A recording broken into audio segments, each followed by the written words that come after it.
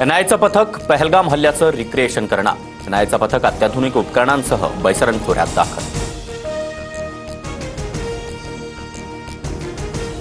उत्तर प्रदेशच्या गंगा एक्सप्रेसच्या हवाई पट्टीवर राफेल, जॅग्वार आणि मिराज सारख्या लढाऊ विमानांचं टेक ऑफ आणि लँडिंग ड्रील। आपत्कालीन परिस्थितीमध्ये एक्सप्रेसवेची व्यवहार्यता तपासली। पुढील पाकिस्तानींना परत जाण्यास भारताकडून वेळ। अटारी बॉर्डरचे दरवाजे उघडले।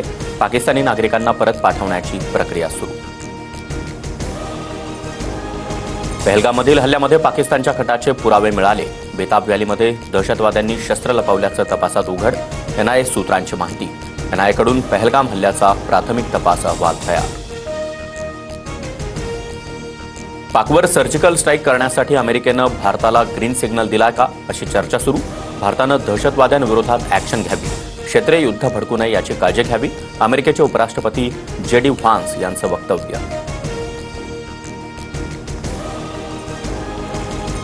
व्यावसायिक सिलेंडर 14.5 रुपयांनी स्वस्त।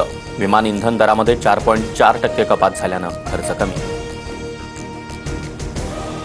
महाराष्ट्र, गुजरातसह 14 राज्यांमध्ये उष्णतेची लाट धडकणार। मुंबई आणि उपनगरांमध्ये तापमानात 2 ते 3 अंशांनी कमी होण्याची शक्यता। तर नंदुरबारमध्ये उन्हाच्या तीव्रतेमुळे तलावातील मासे मृत झाल्याचा अंदाज। चंद्रपुरात भीषण पाणी टंचाई।